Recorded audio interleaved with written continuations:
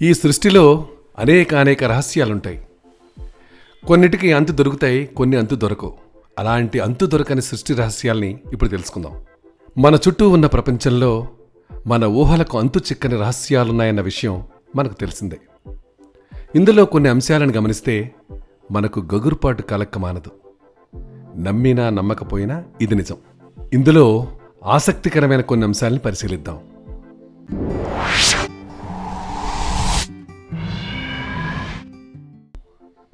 ఒకటి, అస్థిపంజరాల సరస్సు. దీన్నే మనం రూప్కుడా సరస్సు అని కూడా అంటుంటాం. ఉత్తరాఖండ్ రాష్ట్రంలోని చమోలి జిల్లాలో ఉండే ఈ సరస్సు అస్థిపంజరాల సరస్సుగా ప్రఖ్యాతి చెందింది. సముద్ర మట్టానికి 16,500 అడుగులు ఎత్తున్న ఈ సరస్సు హిమాలయాల మధ్య జనవాసాలు లేని ప్రాంతంలో ఉంది. ఈ సరస్సులో అస్థిపంజరాలున్న విషయం మొదటగా 1942లో వెలుగులోకి వచ్చింది. చలికాలంలో దాదాపుగా ఘనీభవ స్థితిలో ఉండే ఈ సరస్సు నడి వేసవిలో నీటితో నిండుగా ఉన్న సమయంలో ఒక బ్రిటిష్ అధికారి అందులో తేలియాడుతున్న అస్థిపంజరాలను గమనించాడు. దీనితో ఇక్కడ జరగకూడనిదేదో జరిగిందన్న భయాందోళనలకు లోనయ్యాడు. తొలుత యుద్ధంలో మరణించిన జపాన్ సైనికుల అస్థిపంజరాలుగా వీటిని భావించారు. తరువాత 2004వ సంవత్సరంలో కొందరు పరిశోధకులు ఈ అస్థిపంజరాలు 850 ఏళ్ల క్రితం నాటివని తేల్చారు.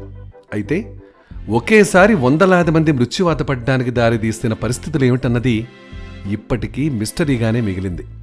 అక్కడి నదుల్ని కలుషితం చేస్తూ హిమాలయాల పవిత్రతను భంగపరచడంపై ఆగ్రహించిన ఒక దేవత అక్కడి ప్రజలపై ఇనుపగుళ్ల లాంటి పిడుగులతో సృష్టించిన తుఫాను వారినందరినీ బలి తీసుకున్నదని స్థానికులు విశ్వసిస్తున్నారు. వేసవిలో సరస్సులోని మంచు కరిగి నీరైన సందర్భాలలో మంచు కప్పిన ఈ అస్థిపంజరాలను మనం ఇప్పటికీ చూడొచ్చు. 2, పక్షుల సామూహిక ఆత్మాహుతి. ఈశాన్య భారతంలోని అసోంలో ఉన్న జటింగా అనే చిన్నపల్లెలో ఏటా కొనసాగుతున్న ఈ భయానక క్రతువు వెనుక ఉన్న మిస్టరీ ఏమిటన్నది ఇప్పటికీ అంతుచిక్కని రహస్యంగానే మిగిలిపోయింది. ఏటా సెప్టెంబర్, నవంబర్ నెలల మధ్యలో జటింగా గ్రామంలో సామూహికంగా మరణాలకు పాల్పడుతుంటాయి. సాయంత్రం 7 నుంచి 10 గంటల మధ్య కాలంలో వలస పక్షులతో పాటు స్థానిక పక్షులు కూడా విగత జీవులై నేల రాలుతుండటం ఈ కాలంలో ఇక్కడ కనిపించే సాధారణ దృశ్యం. మరి ఈ పక్షులు భవనాలను ఢీకొంటున్నాయో, చెట్లను ఢీకొని మరణిస్తున్నాయో ఇప్పటికీ అంతుపట్టని రహస్యమే. శాస్త్రవేత్తలు దీనిపై ఏళ్లుగా కొనసాగిస్తున్న పరిశోధనలో ఇప్పటికీ అంతూ దరి చిక్కటం లేదు. ఈ ప్రాంతంలో ఉన్న దెయ్యాలు, భూతాలు వేటాడుతుండటం వల్లే పక్షులు ఈ విధంగా మరణిస్తున్నాయని స్థానికులు విశ్వసిస్తుంటారు. అసలు ఈ పక్షులు ఎందుకు ఆత్మాహుతికి పాల్పడుతున్నాయో తెలియటం లేదు సరికదా. ముఖ్యంగా ఋతుపవనాల రోజుల్లో, నిర్ణీత రాత్రి సమయాల్లో అసలు ఏం జరుగుతోందన్న అంశంపై ఎవ్వరూ కూడా స్పష్టమైన వివరణ ఇవ్వలేకపోతున్నారు. అంతు దొరకని మిస్టరీగా మారిన ఈ అంశమే జటింగాకు ప్రపంచవ్యాప్తంగా పేరు తెచ్చిపెట్టిందనటం అతిశయోక్తి కాదేమో. 3, అలేయా ఆత్మల కాంతులు. మీరెప్పుడైనా పశ్చిమ బెంగాల్లోని చిత్తడి ప్రాంతాలకు వెళ్ళినప్పుడు ఈ అలేయా ఆత్మల కాంతులు కనిపిస్తాయి. అంతు చిక్కని ఈ కాంతి తరంగాలు ఒక వ్యక్తిని మృత్యుముఖానికి ఆకర్షిస్తాయని ఇక్కడ ప్రతీతి. ఈ చిత్తడి భూముల్ని ఈ ఆత్మలు దీర్ఘకాలంగా ఆవహించి ఉన్నాయని ఇక్కడ చెబుతుంటారు. కారు చీకట్లో సైతం కళ్ళు మిరిమిట్లు గొలిపే మెరుపులతో కనిపించే ఈ ఆత్మకాంతులు ప్రపంచవ్యాప్తంగా ఉన్న ఈరీ ఆత్మల కుటుంబానికి చెందినవని తెలుస్తోంది. ఇవి ఈ ప్రాంతంలో ఎగురుతూ చిత్తడి ప్రాంతాల వైపు వచ్చే పర్యాటకుల్నే ఆకర్షిస్తుంటాయి. స్థానికులు చెబుతున్న కథనాల ప్రకారం ఇవన్నీ ఈ ప్రాంతంలో ప్రమాదవశాత్తు మరణించిన మత్స్యకారుల ఆత్మలని తెలుస్తోంది. ఎవరైనా నిర్లక్ష్యంగా వాటిని సమీపించేందుకు ప్రయత్నిస్తే మృత్యువాత పట్టమో లేదా మతిభ్రమణానికి గురవడమో జరుగుతుంది. ఇటువంటి కాంతి పుంజాలు ప్రపంచవ్యాప్తంగా లాత్వియా, ఎస్తోనియా, లిథువేనియా, ఫిన్లాండ్ తదితర ప్రాంతాలలో చూడొచ్చు. ఆయా ప్రాంతాలలో దాగి ఉన్న రహస్య నిధుల్ని ఈ కాంతి పుంజాలు చూపుతుంటాయని స్థానికులు విశ్వసిస్తుంటారు. 4, 9 మంది అజ్ఞాత వ్యక్తులు. వీరు మన దేశానికి అజ్ఞాత వ్యక్తులే కాని పశ్చిమ దేశాలకు, ముఖ్యంగా ఇతర దేశాలకు మేధావులుగా పరివ్యాప్తమైనవారు. అత్యంత శక్తివంతమైన ఈ రహస్య సమాజం క్రీస్తు పూర్వం 273లో నాటి చక్రవర్తి అశోకుడు కళింగ యుద్ధం జరిపిన తరువాత ఏర్పడినట్టు తెలుస్తోంది. దాదాపు 1,00,000 మందికి పైగా పొట్టన పెట్టుకున్న ఈ యుద్ధంలో మరణించిన వారి మృతదేహాలను చూసిన అశోక చక్రవర్తి యుద్ధోన్మాద భయానక ఫలితాలను గుర్తించి అహింసా మార్గంలోకి మారిపోయాడు. ఆ తర్వాత ఆయన బౌద్ధ మతాన్ని అనుసరించాడు. విధ్వంసం నుంచి ప్రపంచాన్ని కాపాడటం, అనర్హుల చేతికి అధికారం దక్కకుండా చూడడం, విజ్ఞాన ఫలితాలను ప్రజానీకానికి ప్రయోజనకరంగా ఉపయోగించడం లక్ష్యంగా ఈ 9 మంది అజ్ఞాత వ్యక్తులు పనిచేశారు. ఈ 9 మంది అజ్ఞాత వ్యక్తుల్లో ప్రతి ఒక్కరూ ఒక్కో విభాగానికి సంబంధించిన విజ్ఞాన శాస్త్ర పుస్తక పరిరక్షకులుగా వ్యవహరించారు. వీరు ప్రచారం, మానసిక యుద్ధతంత్రం, physiology, microbiology, alchemy, communication, gravitation, cosmology, light and sociology వంటి విభాగాలకు పరిరక్షకులుగా వ్యవహరించేవారని తెలుస్తోంది. ఈ అజ్ఞాత వ్యక్తులు ఇప్పటికీ సజీవులేనని కొంతమంది ప్రగాఢ విశ్వాసం. 5. శాపగ్రస్త గ్రామం కుల్ధారా. రాజస్థాన్లోని జైసల్మేర్ నగరానికి 15 కిలోమీటర్ల పశ్చిమాన ఉన్న ఈ గ్రామం దాదాపు శిథిలావస్థకు చేరుకుంది. గత 500 ఏళ్లుగా ఈ గ్రామంలో 1500 మంది నివసిస్తున్నారు. ఒక రాత్రి వారంతా అదృశ్యమైపోయారు. అలాగని వారు మృత్యువాత పట్టమో లేదా కిడ్నాప్ గురికావటమో జరగలేదు. వారంతా ఊరు వదిలి వెళ్లిపోయారు. ఇంత అకస్మాత్తుగా వీరు ఊరిని ఖాళీ చేయటానికి ప్రధాన కారణం అక్కడి రాజాస్థానంలోని దివాన్ ఒకసారి గ్రామ పెద్ద కుమార్తెను చూసి ఆమెను వివాహమాడాలని నిర్ణయించుకున్నారు. కొద్ది రోజులు గడువుతో తనకు వివాహం జరిపించకపోతే తానే ఆమెను బలవంతంగా తీసుకెళ్లి పెళ్లి చేసుకుంటానని కబురు పంపాడు. ఈ విషయం తెలిసిన పరిసర ప్రాంతాల్లోని 84 గ్రామాల పెద్దలు ఒకచోట భేటీ అయి తమ పరువును కాపాడుకునేందుకు రాత్రికి రాత్రే ఆ ఊళ్ళు వదిలి వెళ్లిపోవాలని నిర్ణయించుకున్నారు. వారెక్కడికి వెళ్లారో ఇప్పటి వరకు ఎవరికీ తెలియదు. అయితే ఆ గ్రామంలో ఎవరూ నివసించరాదంటూ వారు శాపం పెట్టారని అక్కడి వారు చెబుతుంటారు. అయితే దీనిని నమ్మని కొందరు ఆ గ్రామాన్ని స్వాధీనం చేసుకుని అక్కడ నివసించేందుకు ప్రయత్నించారట. ఇలా ప్రయత్నించిన వారంతా అత్యంత దారుణంగా మృత్యువాత పడ్డారట. ఇలా మరణించిన వారి ఆత్మలు ఇప్పటికీ ఆ గ్రామాన్ని వెంటాడుతూనే ఉంటాయని అక్కడ కొన్ని వింత అనుభవాలు ఎదుర్కొన్న పరిశోధకులు చెబుతున్నారు. ఇవన్నీ నిజమైనా కాకపోయినా ఈ కారణంతోనే ఈ గ్రామానికి భయంకరమైన పేరొచ్చింది. ఇప్పటికీ ఈ గ్రామం ఎడారి ప్రాంతంలా నిర్మానుష్యంగా కనిపిస్తుంది. ఎప్పటికైనా ప్రజలు తిరిగి అక్కడ నివాసాలు ఏర్పరచుకుంటారని ఏ ఒక్కరూ భావించటం లేదు. 6. కవలల గ్రామం కోధిని. ఇది కేరళలో ఉంది. కేరళలోని మల్లాపురం జిల్లాలో ఉన్న ఒక గ్రామం ఒక వింత విషయంలో ప్రసిద్ధి చెందింది. ఇది అంత వింతైన విషయమేమీ కాదు, కానీ తొలిసారి వింటే మాత్రం ఆశ్చర్యంతో కళ్ళు విప్పారకమానవు. ఈ గ్రామస్తులలో అధిక శాతం మంది కవలలు కావటమే ఈ వింత. ఈ గ్రామంలో దాదాపు 2000 మంది నివసిస్తుంటే అందులో 350 మంది ఏకరూప కవలలున్నారట. అంతేకాదు ఈ గ్రామంలో ఏటా పుడుతున్న కవలల సంఖ్య నానాటికి పెరుగుతుండటం మరో వింత. భారత్ వంటి దేశంలో కవల పిల్లలు అరుదైన సందర్భాలలో మాత్రమే జన్మిస్తుంటారు. ప్రతి 1000 మంది నవజాత శిశువుల్లో 4 మాత్రమే కవలలుగా పుడుతున్నారని అధికారిక లెక్కలు చెబుతున్నాయి. కానీ కోధిని గ్రామంలో మాత్రం 1000 మంది నవజాత శిశువుల్లో 45 మంది కవలలేనట. ప్రపంచవ్యాప్తంగా ఉన్న వైద్య నిపుణులు ఈ విషయం విని వారి ముక్కుపై వారే వేలు వేసుకుని మరీ ఆశ్చర్యపోతున్నారట. ఈ ప్రక్రియ వంశపారంపర్యమైనదా లేక వారి ఆహారపు అలవాట్ల ద్వారా వచ్చిందా అన్న అంశంపై పరిశోధనలు కొనసాగుతున్నాయి. ఇవి తేలే వరకు మనందరికీ ఇది అంతుచిక్కని మిస్టరీయే కదా. 7. రక్తవర్ణ వర్షం. కేరళలోని ఇడుక్కు జిల్లాలో ప్రజలు రక్తవర్ణంలో ఉన్న వర్షపు జల్లులు కురవటంతో ఉలిక్కిపడ్డారు. ఈ రక్తవర్ణ వర్షాలు ఈ ప్రాంతంలో 2001వ సంవత్సరం జూలై 25 నుంచి సెప్టెంబర్ 23 వరకు కురిశాయట. స్థానికుల కథనం ప్రకారం భారీ ఉరుములు మెరుపుల మధ్య పడిన పిడుగుల ధాటికి ఆ ప్రాంతంలోని చెట్ల ఆకులన్నీ నల్లగా మాడిపోయాయని, తరువాత రక్తవర్ణంతో వర్షపు జల్లులు పడ్డాయని తెలుస్తోంది. వాస్తవానికి ఇడుక్కి ప్రాంతంలో తొలిసారిగా ఈ రక్తవర్ణ వర్షం 1818లో పడినట్టు తెలుస్తోంది. అప్పటి నుంచి ఈ ప్రాంతాన్ని రెడ్ రీజియన్ అంటే ఎర్ర ప్రాంతంగా పిలుస్తుంటారు. హిందూ మత విశ్వాసాల ప్రకారం దైవం పాపులను శిక్షించినప్పుడు ఈ రక్తవర్ణపు వర్షం కురుస్తుందని తెలుస్తోంది. ఇది విధ్వంసానికి, విచ్ఛిన్నానికి సంకేతం. అమాయకులను చంపినప్పుడు కూడా ఈ రక్తవర్ణ వర్షం కురుస్తుందని కొంతమంది నమ్మిక. అయితే ఈ ప్రక్రియను నిశితంగా పరిశీలించిన శాస్త్రవేత్తలు మాత్రం ఈ వర్షపు జల్లుల్లో భూమిపై జీవనానికి సంబంధించిన కొన్ని మైక్రో ఆర్గానిజంలు ఉన్నాయని చెబుతున్నారు. మరికొందరు ఇది అసాధారణమైన ప్రకృతి చర్య అని చెబుతుంటారు. ఏది ఏవైనా ఇక్కడ కురిసిన రక్తవర్ణ వర్షం అక్కడి గ్రామస్తుల్లో ఆసక్తిని, భయాన్ని పెంచటం మాత్రమే కాక ఇప్పటికీ అంతు చిక్కని రహస్యంగానే మిగిలిపోయింది. 8. జోధ్పూర్ భూమ్. 2012 డిసెంబర్ 18న రాజస్థాన్లోని జోధ్పూర్ ప్రజలు భారీ శబ్దంతో ఉలిక్కిపడి నిద్రలేచారు. అత్యంత వేగంగా వెళుతున్న సూపర్సోనిక్ జెట్ విమానం మన చెవుల్లో చేసిన శబ్దంలా, ఇంకా చెప్పాలంటే కళ్ల ముందు జరిగిన భారీ పేలుడు శబ్దంలా ఉంది అది. ఆసక్తి కలిగిన కొంతమంది దాని పూర్వాపరాలపై ఆరా తీశారు.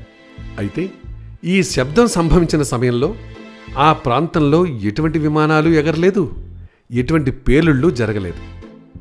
ఈ జోధ్పూర్ భూమ్ ఎక్కడి నుంచి వచ్చిందన్నది ఇప్పటికీ మిస్టరీగానే మిగిలిపోయింది.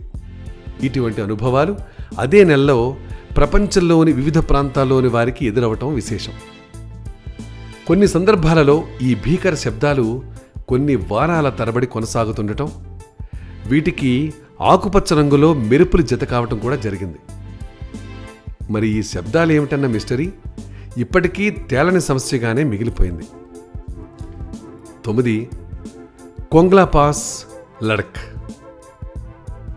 హిమాలయాల్లో ఉన్న ఈ ప్రదేశం అధిక శాతం ప్రజలకు అందుబాటులో లేని ప్రదేశం. ఇది భారత్ చైనా మధ్య సరిహద్దు వివాదంలో చిక్కుకున్న ప్రాంతం.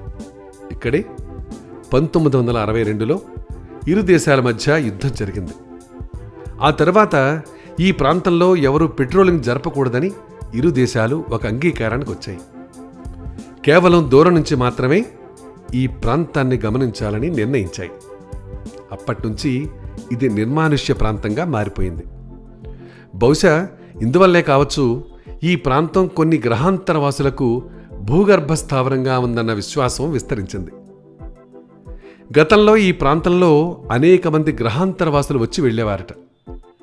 భారత్ చైనా ప్రభుత్వాలకు ఈ విషయం తెలిసే కాబోలు ఈ ప్రాంతం జోలికి వెళ్లకుండా జాగ్రత్త పడుతున్నాయి. 2006లో గూగుల్ ఎర్త్ మ్యాప్ ఈ ప్రాంతంలో సైనిక స్థావరాల వంటి కొన్ని కట్టడాలను గుర్తించింది. ఇది ఏమైనా ఈ ప్రాంతం ఇప్పటివరకు మిస్టరీగానే మిగిలిపోయింది. మరి 10. దెయ్యం పిల్లి. దీనినే కొందరు భూతం పిల్లి అని కూడా పిలుస్తుంటారు. దేశంలోని కొన్ని ప్రాంతాల్లో, ముఖ్యంగా మహారాష్ట్రలోని పూణే తదితర ప్రాంతాల్లో ప్రజలు భయాందోళనకు గురి చేస్తున్న మిస్టరీ జంతువిది. ఈ వింత ప్రాణి కుక్క, పిల్లి, ముంగిస వంటి వాటిని పోలింటుంది. ఈ దెయ్యం పిల్లి లాంగ్ జంప్తో తనను పట్టుకునేందుకు ప్రయత్నించే వారి నుంచి తప్పించుకుని పారిపోతుందట. ఇది చూడటానికి అత్యంత భయంకరంగా ఉంటుందని, సింహానికి తక్కువ హైనాకి ఎక్కువ అన్న రీతిలో ఉంటుందని చూసిన వారు చెబుతుంటారు. 11. లడఖ్లో అయస్కాంత పర్వతం. జమ్మూ కాశ్మీర్లో సముద్ర మట్టానికి 11,000 అడుగుల ఎత్తులో ఈ పర్వత ప్రాంతం ఉంది. మన జీవితంలో ఒక్కసారైనా సరే తప్పనిసరిగా సందర్శించాల్సిన వింతైన ప్రాంతం ఇది. లడఖ్ నుంచి కార్గిల్కి వెళ్లే మార్గంలో లడఖ్కు 30 కిలోమీటర్ల దూరంలో ఉంది అయస్కాంత పర్వతం. కొద్ది ఏటవాలుగా ఉన్న ఈ ప్రాంతం ఎత్తైన పర్వతంలా కనిపించటం కేవలం దృష్టి భ్రమ మాత్రమేనని నిపుణులు కొట్టిపారేస్తుంటారు. ఏది ఏవైనా ఈ వింతను ఆస్వాదించడం కోసం ఏటా వేలాది మంది పర్యాటకులు ఇక్కడికి వస్తుండటం గమనార్హం. 12. అమరుల ఆవాసం, హిమాలయాలు. మన దేశానికి ఉత్తరాన ఉన్న హిమాలయాల్లో మారుమూల ఉన్న జ్ఞాన్గంజ్ అమరులకు ఆవాసమని చెబుతుంటారు. దీనినే శంబాలా అని, షాంగ్రిలా అని, సిద్ధాశ్రమం అని కూడా పిలుస్తుంటారు. ఇక్కడ అమరులు నివసించినట్టు పూర్వం ప్రచారంలో ఉన్న ఇండో టిబెటన్ జానపద కథ ద్వారా తెలుస్తోంది.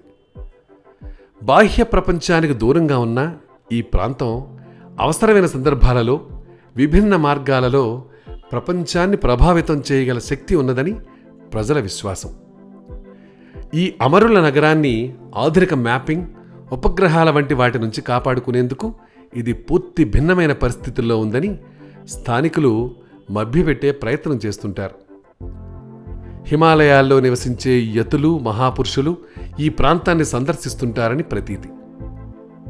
హిమాలయ ప్రాంతాల్లో అనేక మంది యతులు, మహాపురుషులు, సాధువులు, అమరులను కలిసి వారి నుంచి అపరిమిత జ్ఞానాన్ని ఆర్జించారన్నది వాస్తవం. 13. దెయ్యాల కోట భాంగార్. శిథిలావస్థకు చేరిన ఈ భాంగార్ కోట రాజస్థాన్లో ఉంది. ప్రపంచంలో దెయ్యాలు ఎక్కువగా తిరిగే ప్రదేశాల్లో ఇదొకటి. భారత్లో అగ్రగామి. ఈ విషయాన్ని దృష్టిలో ఉంచుకుని భారత పురాతత్వ పరిశోధనా విభాగం సూర్యాస్తమయం తరువాత ప్రజల ప్రవేశాన్ని నిషేధిస్తూ ఈ కోట బయట ఒక బోర్డు పెట్టింది. ఈ కోట చుట్టుపక్కల నివసించే ప్రజలంతా తమ నగరం మొత్తం తిరుగుతూ ఉంటారు తప్ప దెయ్యాల భయంతో ఈ కోట దరిదాపులకు కూడా రారు. బాబా బాల్నాథ్ అనే యోగి శాపం కారణంగానే భాంగార్ నగరానికి ఈ పరిస్థితి పట్టిందని స్థానికుల విశ్వాసం. తన ఇంటి నీడ పడకుండా నగర నిర్మాణం సాగించుకోవాలని ఆయన అనుమతినిచ్చాట. ఒక యువరాజు ఇందుకు విరుద్ధంగా వ్యవహరించడంతో బాబా నగరాన్ని శపించాడని స్థానికుల కథనం. ఆయన ఇప్పటికీ అదే స్థలంలో సమాధయ్యాడని పలువురు విశ్వసిస్తుంటారు. స్థానికంగా ప్రచారంలో ఉన్న మరో కథనం ప్రకారం సింఘయ్య అనే ఒక మంత్రగాడు భాంగార్ యువరాణి రత్నావతిని ప్రేమించాడని తెలుస్తోంది. ఆమెను తన ప్రేమలోకి దించటానికి యువరాణి పరిచారిక కొనుగోలు చేసిన సుగంధ ద్రవ్యంలో ఒక మంత్రిచ్చిన వస్తువును ఉంచాడని, దానిని తాకితే ఆమె ఎప్పటికీ తనదే అవుతుందని భావించాడని ఈ కథనం చెబుతోంది. అయితే ఈ మంత్ర వస్తువును గమనించిన రత్నావతి మంత్రగాడి ప్రయత్నాన్ని భగ్నం చేసింది. దీనితో ఆగ్రహం చెందిన ఆ మంత్రగాడు భాంగార్ నగరాన్ని శపించాడట. అతడి ఆత్మ ఇప్పటికీ ఈ నగరంలోనే సంచరిస్తుంటుందని స్థానికులు చెబుతుంటారు. యువరాణి రత్నావతి మరో జన్మెత్తిందని, భాంగార్ కోట ఆమె కోసం ఎదురు చూస్తుందని, ఆమె మాత్రమే ఈ శాపానికి తెరదించగలదని స్థానికులు విశ్వసిస్తుంటారట. స్థానిక జానపద కథలు ఏం చెబుతున్నా దెయ్యాలున్న మాట మాత్రం ఖచ్చితమైన నిజం. చీకటి పడిన తరువాత ఈ కోటలోకి వెళ్లిన వారెవ్వరూ తిరిగి రాలేదట. దెయ్యాలు ఈ ప్రాంతంలో విహరిస్తుంటాయని స్థానికులు చెబుతుంటారు. ఏది ఏమైనా థ్రిల్లింగ్ అనుభవం కోరుకునే పర్యాటకులను ఈ కోట విశేషంగా ఆకర్షిస్తుండటం విశేషం. 14. వాయుస్తంభన శిల శివపూర్ మహారాష్ట్రలో ఉంది. ముంబై నగరానికి తూర్పు దిశగా 160 కిలోమీటర్ల దూరంలో ఉన్న చిన్న కుగ్రామం శివపూర్. ఇక్కడి హజ్రత్ కమర్ ఆలీ దర్గాతో పాటు ఇక్కడి వాయుస్తంభన శిల కూడా ప్రఖ్యాతి చెందాయి. స్థానికంగా ప్రచారంలో ఉన్న కథనం ప్రకారం దాదాపు 800 ఏళ్ల క్రితం ప్రస్తుతం దర్గా ఉన్న ప్రాంతంలో ఒక జిమ్నాజియం, దాన్నే మనం వ్యాయామశాల అంటాం, అది ఉండేదట. ఒక మధ్యతరగతి ముస్లిం కుటుంబంలో జన్మించిన మత గురువు కమర్ ఆలీ కుటుంబీకులు అత్యంత బలశాలురైన వస్తాదులు. అయితే కమర్ ఆలీ తన సోదరుల మాదిరిగా కాక సాధు స్వభావి, ఆత్మవిమర్శ జ్ఞానం కలిగినవాడు. 6 ఏళ్ల వయసులోనే కమర్ ఆలీ సూఫీ పీర్కు ప్రియ శిష్యుడిగా మారిపోయాడు. అనేక రోజులు ఉపవాస దీక్ష చేసి ధ్యానంలో ఉండిపోయాడు. ఈ యువ సూఫీ దైవాంశ సంభూతుడని భావించిన ప్రజలు అతడి దర్శనం కోసం బారులు తీరేవారు. 20 ఏళ్ల వయసులోనే కన్ను మూసిన కమర్ ఆలీ తన సమాధి వద్ద 200 పౌండ్ల బరువున్న గుండ్రాయిని ఉంచాలని కోరాడు. ఈ రాయిని 11 వేళ్లతో పట్టుకుని దాని పేరును బిగ్గరగా పిలిచినప్పుడు మాత్రమే అది కదులుతుంది అని చెప్పాట. భౌతిక శక్తి కన్నా ఆధ్యాత్మిక శక్తి బలమైందనేందుకు గుర్తుగా ఇది నిలిచిపోవాలని ఆయన కోరుకున్నాడు. ఇప్పటికీ ఈ రాయిని దాని పేరుతో పిలుస్తూ ఎత్తితేనే గాలిలోకి లేస్తుంది. భూమి ఆకర్షణకు వ్యతిరేక సూత్రమా లేక మాయా అన్నది ఎవరికీ తెలియదు. కానీ అసాధారణ అనుభవం కోరుకునే పర్యాటకులు తప్పనిసరిగా సందర్శించాల్సిన ప్రదేశం ఇది. 15. బడా ఇమాంబరా, లక్నో. దాదాపు 50 మీటర్ల పొడవు, 15 మీటర్ల వెడల్పు ఉన్న ఒక పెద్ద హాలు, ఎటువంటి పిల్లర్లు, బీములు కానీ మరే ఇతర సహాయం లేకుండా నిలుస్తుందా? ఒక్కసారి ఊహించుకోండి. అసలు ఇది సాధ్యమేనంటారా? అంటే అవుననే చెప్పాలి. నమ్మినా నమ్మకపోయినా ఇది మన కళ్ల ముందున్న నిజం. మన దేశంలోని యూపీలోని లక్నో నగరంలో ఉన్న బడా ఇమాంబారా మందిరం ఇది. భూమి ఆకర్షణకు ఎదురు నిలిచి గాలిలో నిలిచిన మందిరం ఇది. ఈ మందిరాన్ని లక్నో 4వ నవాబ్ బరాక్ అసఫ్ ఉద్దౌలా 1784లో నిర్మించాడు. ఈ భవనంలోనే అసఫ్ ఉద్దౌలా ఆయన కుటుంబ సభ్యుల సమాధులు ఉన్నాయి. ఈ భవనం సెంట్రల్ హాల్ ఇందాక చెప్పినట్టుగా ఎటువంటి ఆధారము లేకుండా గాలిలో నిల్చుంటుంది. ఇందులో ఇంకో ఆసక్తికరమైన అంశం ఏంటంటే, ఈ హాల్ మార్గంలో ఉన్న బాల్కనీలో రణగుణ ధ్వనులు వినిపిస్తుండటం. వాస్తవానికి ప్రపంచంలో ఉన్న అతిపెద్ద కమాన్ కట్టడాలలో ఇది ఒకటి కావటం విశేషం. 16 శాంతిదేవి పునర్జన్మ. నిజానికి శాంతిదేవి 1930లలో ఢిల్లీలో జన్మించిన సాధారణ బాలిక. ఆమె తన 4వ ఏట నుంచి వింతగా ప్రవర్తిస్తూ జీవితం పట్ల విరక్తిని ప్రదర్శించటం ప్రారంభించింది. తాను ఇంకో కుటుంబానికి చెందిన దాన్నని, తన అసలు తల్లిదండ్రులు వీరు కాదని ఆమె తన తల్లిదండ్రులతో చెప్పేది. తన పేరు లుడ్గీదేవి అని, తాను ఒక శిశువుకు జన్మనిస్తూ ప్రసవ సమయంలో మరణించానని చెప్పిందట. అంతేకాదు, ఆమె తన భర్త కుటుంబ జీవితానికి సంబంధించిన వివరాలు కూడా నిర్దిష్టంగా చెప్పిందట. ఈ వ్యవహారంపై కలత చెందిన శాంతిదేవి తల్లిదండ్రులు ఇందులో నిజానిజాలను నిగ్గు తేల్చాలని నిర్ణయించుకున్నారు. శాంతిదేవి చెప్పిన పట్టణంలో లుడ్గీదేవి అనే మహిళ నివసించేదని, ఆమె ప్రసవ సమయంలో మరణించిందని వీరి విచారణలో తేలింది. శాంతిదేవి చెప్పినట్టు ఈ పట్టణంలోనే ఆమె భర్త కుటుంబ సభ్యులు నివసిస్తున్నారు. తరువాత వారిని కలిసినప్పుడు శాంతిదేవి గత జన్మలో వ్యవహరించినట్టు తన భర్తను గుర్తించి తన శిశువుకు తల్లిలా ప్రవర్తించింది. గత జీవితంలోని ప్రతి అంశాన్ని గుర్తుపెట్టుకోవడం మాత్రమే కాక, జీవన్మరణాల సమయంలోనూ మరణించిన తర్వాత జరిగిన అంశాలను కూడా ఆమె గుర్తుపెట్టుకుని చెబుతోంది. మరణానంతరం తాను శ్రీకృష్ణుడిని కలుసుకున్నానని, తన అనుభవాలను ప్రచారం చేయాలని ఆయన సూచించాడని శాంతిదేవి చెబుతోంది. ఈ పునర్జన్మ కథనాలను తప్పుగా బూటకంగా నిరూపించాలని వందలాది మంది పరిశోధకులు ప్రయత్నించారు. కానీ ప్రతిసారి వారు విఫలమవుతూనే వచ్చారు. ఇవండి మన సృష్టిలో ఉన్న అనేక రహస్యాలు. ఇవే కాదు, ఇంకా ఇలాంటి ఎన్నెన్నో ఆసక్తికరమైనటువంటివి, అద్భుతమైనటువంటివి మీకు అందించాలని మా ప్రయత్నం. అందుకు మీరు చేయాల్సింది మా ఛానల్ సబ్స్క్రైబ్ చేసుకోండి. దాంతోపాటు మీ సలహాల్ని సూచనలు కూడా కార్యక్రమం ఇంకా బాగా చేయటానికి అందించండి. ఓకేనా?